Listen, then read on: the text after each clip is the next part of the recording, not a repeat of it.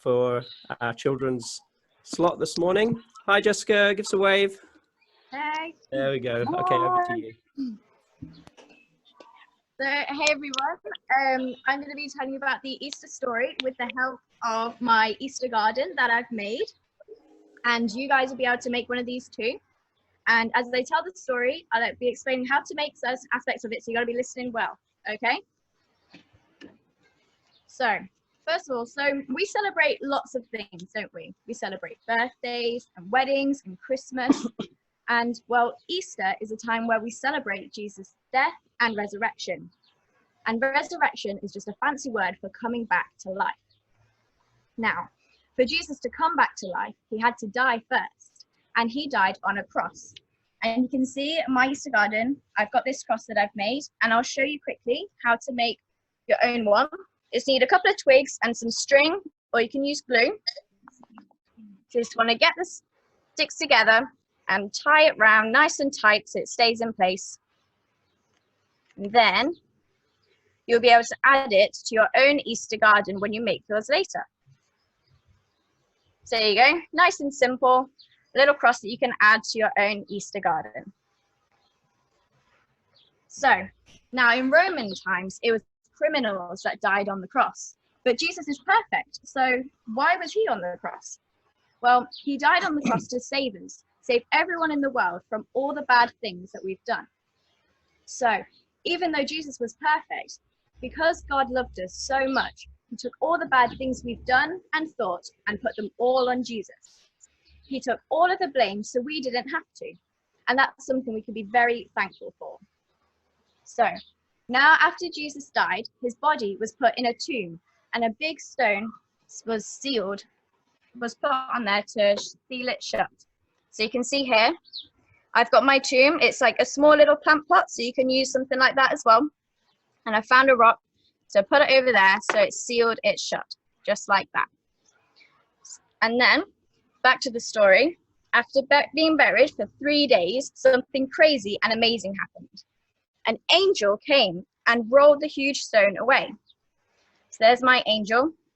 It rolled the stone away. There we go. So to make your angel, you need 3 pieces of paper. You need a square one, a semicircle, and a circle. You also need a stick and some sellotape or blue tack. So to make the body of the angel, you want to get the square piece and roll it like that and sellotape it in place. There we go. So there's the angel's body. Then we get the stick and poke it up through there, and you want to have a little bit at the top so the head can still be attached. And you want to sellotape that to the body. There we go. So we got the body of the angel. Next, you want to stick the head on. The angel's got to have a head. There we go. And then the final touch, of course, the wings.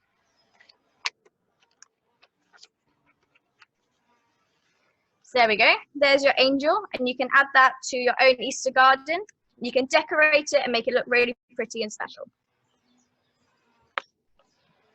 So then, 2 of Jesus' friends and his mother Mary arrived at the tomb.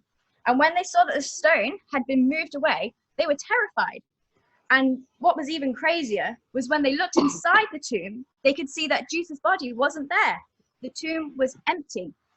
And they started to panic and worry, thinking that someone had stolen Jesus' body.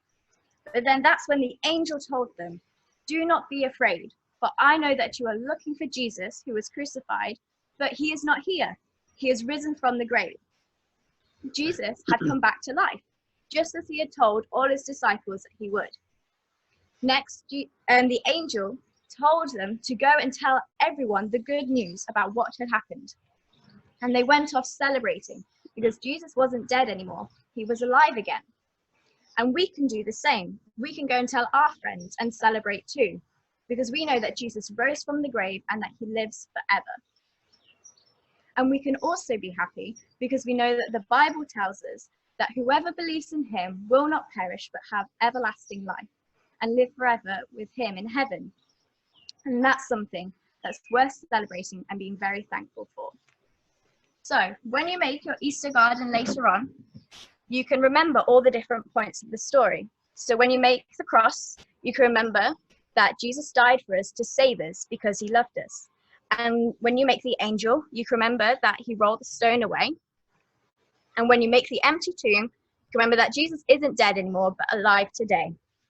And you can also decorate it with different things. I use stone and some moss, but you can use flowers and you can add extra things in if you want to. And then you can put it somewhere in your house or outside where you'll see it, and you'll be able to remember the Easter story and all what Jesus has done for us.